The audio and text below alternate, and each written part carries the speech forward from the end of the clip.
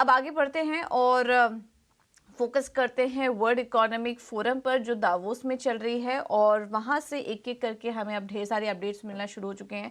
भारत को लेकर काफी उत्साह नजर आ रहा है वहां पर, और भारत की तेजी से बढ़ती हुई इकोनॉमी के बारे में चर्चाएं हो रही हैं। इसी सिलसिले में केंद्रीय पेट्रोलियम मंत्री हरदीप सिंह पुरी से खास बातचीत की टाइम्स नेटवर्क के मैनेजिंग एडिटर मिहिर भट्ट ने।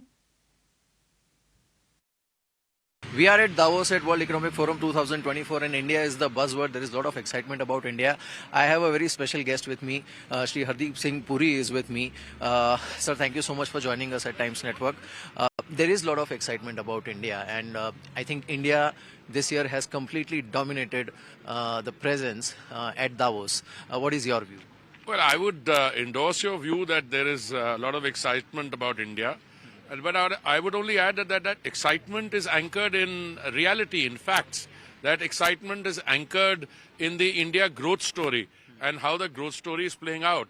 And that story is not just about massive increases in capital expenditure. It's also about digital, social, financial inclusion. It is about taking the benefits of development to a very large population. I mean, during the pandemic, we started feeding 800 million people 3 meals of dry ration in a day, and that's going to continue for 5 years. The fact that 500 million people have availed of the Ayushman Bharat card, which provides economically weaker section families with up to 500,000 rupees health cover. The fact that we have provided 40 million Pradhan Mantri Awas Yojana, Grameen, that is rural and urban.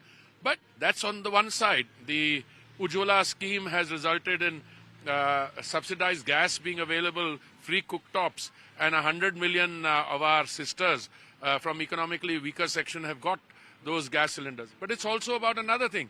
India is rapidly developing. We are in a few years' time going to have the world's second largest urban metro system. Urban transport I deal with as part of the Housing and Urban Affairs Ministry. So the India story all round is not just a bright spot on a global scenario which is got a few tension points, many challenges. Economic recovery in the global economy, especially some large economies, is less than it's not as hard a landing, but it's still fragile. And India, with 7.2% plus growth in the last 3 quarters and an expected growth of even higher in the next year. So India is poised to become from the 5th largest to the 4th and then the 3rd largest economies. And for India, that's a very big thing. I mean, you know, after 190 years of colonial association, we came down to contributing from 25% of global GDP in 1700 to 2% or so. And now we are on the rise. Therefore, make no mistake, people don't come to Davos to do charity or philanthropy. They come here to make contacts, to network, and to strike business deals. And therefore, if there is a prominent Indian presence, it is on account of the fact that there is interest in India. Right. In fact, sir, that was my next question. You know, the naysayers or the people with colonial mindset, they always had doubts and they used to raise questions that the growth in India is led by government spending.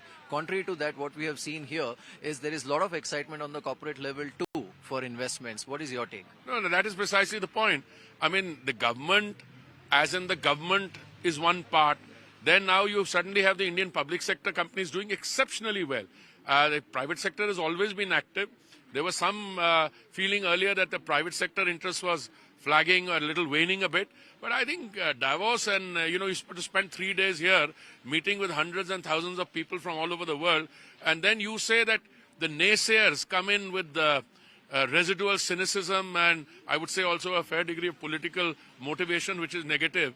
But then the India, is not just landed on the moon, the first country on the South Pole. We're literally over the moon. But what is being showcased is the Indian growth, the Indian resilience, and the fact that even better times are ahead. I mean, our urban spending, just to give you, went up from 1,57,000 crores in between the 10 years between 2004 and 14. In the 9.5 years of the Modi government, it's gone way beyond 11 times that amount. Now there is activity, there is spending. Our automobile market is going to be one of the largest in the world. Our energy consumption today is 3 times the global average. And in the next 20 years, of all the growth that the global economy is going to see, in energy demand, 25% of that will come from India. So that is the reality, and therefore I'm not surprised that all the companies that I've met, CEOs, I have about, literally back-to-back meeting, many of them, even Cargill wants to look at, it's got $165 billion turnover. They want to look at biofuels in India. I look at the other companies, not only from the United States, UK, Europe, but from Latin America. So there is an all-round interest in, developing networks, developing linkages, and also further intensifying and deepening those relationships. Right. Sir, I must compliment you. Yesterday I was speaking to the Minerals and Energy Head of World Economic Forum, and he actually endorsed our stance that by 2070 India will be a carbon neutral country because, They were well before that. I mean, if when a country like India, which has a great premium on, places a premium on credibility, as a country we may announce 2070 as a net zero, but most of our oil companies have got net zero targets of 2035, 2040, including the big ones. So, right. Sir, are you concerned about the geopolitical situation right now, considering what is happening in the Red Sea area? You have to be concerned. Anyone who deals with geopolitical questions, who deals with issues relating to global trade, you are concerned, but you're not unduly concerned to the point of being worried. I'm convinced, first, to begin with, that none of the state actors involved wants an exacerbation of tensions or wants major conflagration to take place. So to use a pun, I think we will navigate around this also. Sir, one last question for you. We have seen very confused reaction from opposition. Yesterday also there were some allegations from Mr. Rahul Gandhi about, centers dealing with some of the corporate houses, and the same party, state governments are signing MOUs with them. What is your take?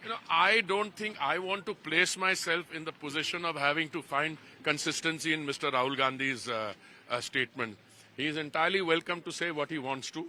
The fact of the matter is, I don't think any political party can predicate its future on giving gali to industrialists. After all, the same industrialists whom he is giving gali to have undertaken major developmental projects in many of the states. So he's welcome to what he says. In some ways, that kind of inconsistency and flip-flop enliven the political discourse a little. It makes for a little bit of entertainment. But other than that, I don't take what he says more seriously. The reaction has been very confused about the inauguration of Ram Temple also. Well, and I think, that is going to get them into bigger political trouble than they realize. Because whether you go or respond positively to an invitation, or you decide for whatever reasons to not to respond positively to the invitation, that's your business. But to make politics out of it, I think is something that would be even in their measurement and compilation of lows in politics, it will be a costly one. Right. So what would be your message to the investor community and the business community present here? I don't need to give them a message. They've come here to hear the India story. They know about the India story. That's why they are here. And that's why they are participating, not just with their enthusiasm, but they're actively meeting our business people, meeting the government representatives, and working out means of further intensifying the existing linkages, developing new ones, because the business, nobody comes here for charity. Davos is not a platform for philanthropy. It's a great place to meet people, to establish contacts, renew networking, and to find new business opportunities.